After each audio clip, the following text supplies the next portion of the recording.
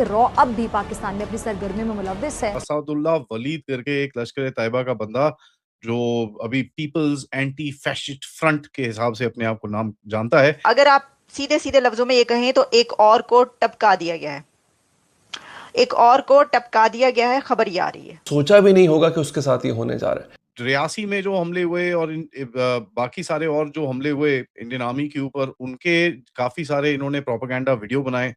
जो बिहेडिंग हुई और जो एग्जीक्यूशंस हुए इंडियन सोल्जर्स के, उसके बारे में इसने काफी सारे वीडियोस बनाए। हम इसको इस तरह ले सकते हैं, वो आपको पता है कि टपक टपक के टपक रहे हैं, यानी कि कितने ही ज्यादा टपकाए जा चुके हैं। मतलब ये भी परेशान कुन चीज है। पाकिस्तान को एक तरफ भारत बॉर्डर और अब दूसरी जानिब अफगान बॉर्डर पर भी इस जहरियत का सामना है। हमारी अस्करी दिफाई पॉलिसी आपके ख्याल में क्या होनी चाहिए? सर, जो ज़्यादा कंसर्निंग बात है ना, वो ये है कि एक चीज़ बड़े तवत्तर से कहते आ रहे हैं ये लोग, एंड दैट इज कि there is going to be a bloodbath in Pakistan. Maharashtra में एक जर्मन बेकरी का जो अक्यूज था, उसको किसी ने गिरा दिया। ब्लड शेड होगा, ब्लड बाथ होगा, कत्लो गारत होगी, बहुत खून बहेगा।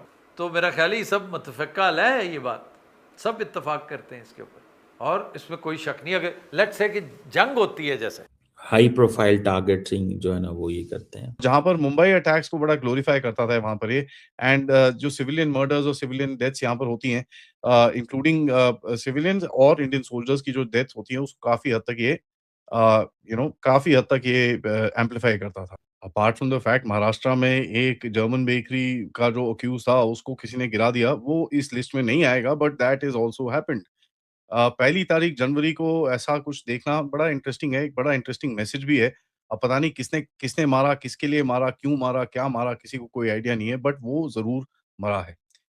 इसके बाद बड़ी इंटरेस्टिंग सी और खबरें आई पाकिस्तान से, जहां पर असादुल्लाह वलीद करके एक लश्कर तैयबा का बंदा जो अभी पीपल्स एंटी फैशिस्ट फ्रंट के हिसाब से अपने आप को नाम जानता है, ये एक कोर प्रोपेगेंडा टेक्नीशियन है। अब ये देखिए, पिछले 3-4 हफ्ते से जो मैं आपको बता रहा हूँ कि सबसे बड़े तो ऑपरेशनली तो जो बंदे हैं, इम्पोर्टेंट हैं, वो तो जा ही रहे हैं।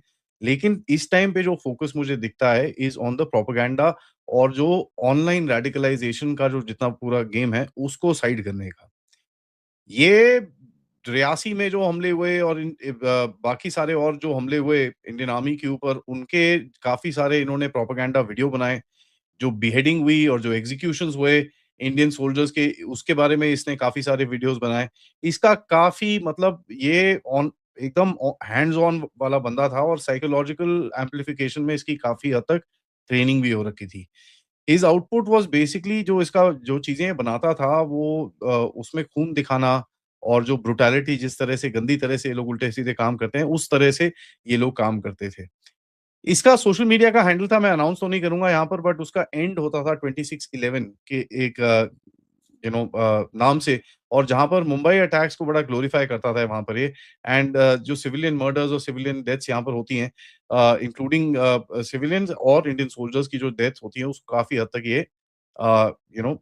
तक ये एम्प्लीफाई करता था। ना हुआ क्या इसके साथ? इसके साथ बड़ा इंटरेस्टिंग सी चीज़ हुई। ये एक रोड एक्सीडेंट में मारा गया। ये पड़ा रहा कम से कम नहीं तो 1 डेढ़ दिन तक, हाथ-पैर सब टूटे हुए, बुरे हाल मतलब। और ये भी एक पैटर्न देख रहे हैं कि ये जितने भी बंदे गए हैं, इसमें से 3-4 की तो बॉडी 6-6 दिन के बाद मिली हैं।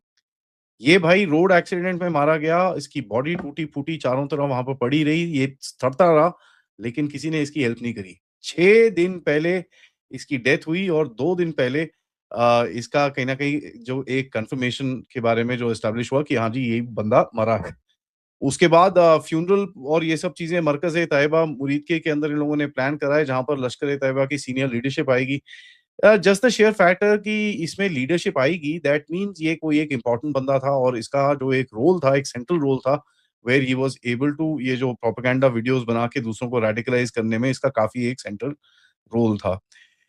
देखिए, रिक्रूटमेंट होती है ग्लोरिफाइड वायलेंस। थोड़े टाइम पहले एक मैंने ट्वीट डाला था, जिसमें आसिम मुनीर के ऊपर एक पोस्टर लगाया गया था श्रीनगर में।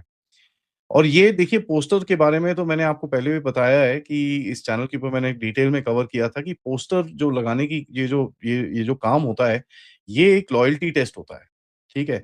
तो ये जो मौलाना और ये लोग होते हैं जो इनको रेडिकलाइज़ करते हैं, ये इनको फिर रेडिकलाइज करते टाइम इनको छोटे-छोटे ऐसे टास्क देते हैं विद वेरी स्पेसिफिक इंस्ट्रक्शंस कि इसको ऐसे करके लगाना है, इसको ऐसे करना है, आपको ये नहीं करना, ये नहीं करना, ये नहीं करना। तो उस तरह से टेस्ट किया जाता है, छोटे-छोटे काम, उसके बाद थोड़ा बड़ा, उसके बाद थोड़ा बड़ा, उसके बाद थोड़ा बड़ा, उसके बाद जाके इनके पास वेपन्स दिए जाते हैं इनको। सो ये जो प्रोपेगेंडा का एक विंग होता है, this is extremely critical because इससे क्या होता है कि जो नेक्स्ट राउंड ऑफ टेररिस्ट जो बन रहे होते हैं, उनको प्रोपेगेंडाइज़ उनको उनका दिमाग खराब करने के लिए ये जो लोग हैं, ये बड़े इंपॉर्टेंट होते हैं। सो पहला जो कॉन्टैक्ट जो बंदा एक रेडिकलाइज़ेशन की तरफ जा रहा होता है, वो पहला कॉन्टैक्ट जो होता है, वो इस तरह के लोगों के साथ होता है। एक पैटर्न भी बनता है यहाँ पर, जैसे मैंने आपको बताया कि एक जहाँ पर इस जिस जिस जो प्रोपेगेंडा वाले और उर्दू स्पीकिंग प्रोपेगेंडा वाले, और पिछले भी हफ्ते में मैंने आपको बताया था कि जहाँ पर नूपुर शर्मा के केस के टाइम पे भी काफ़ी एक जो प्रोपेगेंडा चला था, उसके बंदे को उड़ाया गया। तो ये बड़ा एक इंटरेस्टिंग सा पैटर्न है कि कहाँ से, क्या और किस तरह से ये लिंक बनता है।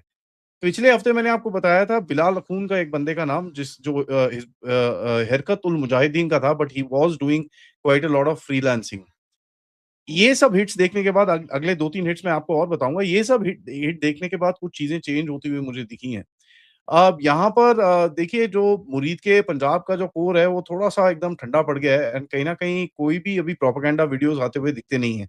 पुराने वीडियोज़ को ये रिसाइकिल कर रहे हैं अपने टेलीग्राम अकाउंट्स के अंदर और हर जगह पे, तो अभी तक जो एक जो चीज़ें चलती थी, वो अभी चल नहीं रही हैं। बिलाल अख़ून के जाने के बाद अगेन ये पूरा network of of the grid हो गया है। सो कहीं कहीं न कहीं एक ऐसा चीज़ दिखती है कि अगर आप इसको देखें, असदुल्ला वलीद को, बिलाल अख़ून को, उसके बाद मैंने आपको जैसे रफ़ीक एडिटर के बारे में बताया, जिसने नूपुर शर्मा का ये सब काम किया था। ये पूरा जो एक प्रोपेगेंडा नेटवर्क है, ये कहीं न कहीं शांत हो गया है। ठीक है? पीएपीएफ के बंदे, ये जो मिडलमैन जो हैं, और ऊपर से आईएसआईएस के जो बंदे हैं, उनका पूरा एक ये प्रोपेगेंडा सेल कहीं न कहीं गायब दिखता है। देखिए, एक और चीज़ हुई है कि 3-4 हिट्स और हुई।